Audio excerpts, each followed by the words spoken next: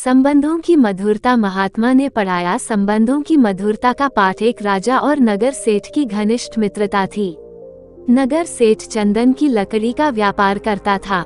एक दिन नगर सेठ के मन में विचार आया कि अगर राजा मर जाए तो उसके परिजन ढेर सारी चंदन की लकड़ियां अंतिम संस्कार के लिए खरीदेंगे। इससे काफी मुनाफा होगा। शाम को सेठ राजा से मिलने गया। नगर सेठ को देखकर राजा के मन में अचानक एक विचार आया कि इस सेठ ने व्यापार से अपार दौलत कमा ली है। कोई ऐसा नियम बनाना चाहिए जिससे इसका सारा धन राज्य के खजाने में जमा हो जाए।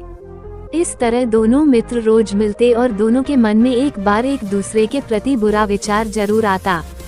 जिस जोश और उत्साह से दोनों पहले मिलते थे, अब उनकी मित्रता में वह जोश व उत्साह नहीं रहा। एक दिन नगर सेठ से रहा नहीं गया। उसने राजा से कहा, पिछले कुछ दिनों से हमारे रिश्ते में ठंडापन आ गया है। ऐसा क्यों? राजा ने कहा, मुझे भी ऐसा ही लग रहा है। चलो नगर के बाहर जो महात्मा रहते हैं उनसे इसका कारण व हल पूछे। दोनों ने महात्मा को अपनी उलझन बताई तो वे बोले, पहले आप दोनों शुद्ध भाव से मिलते रहे होंगे, किंतु अब संभवतः कुछ बुरे विचार आप दोनों के मन में आ गए हैं। नगर सेठ और राजा ने अपने अपने मन में आने वाले विचारों के बारे में महात्मा को बताया।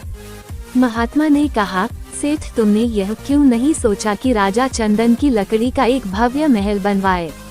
इससे तुम्हारा मुनाफा होता। तुमने राजा के बारे में गलत सोचा, इसलिए राजा के मन में भी तुम्हारे लिए कुविचार आया। वस्तुतः विचारों की पवित्रता से ही संबंधों में स्नेह की मिठास बनी रहती है, इसलिए मन के विचार हमेशा शुद्ध रखें।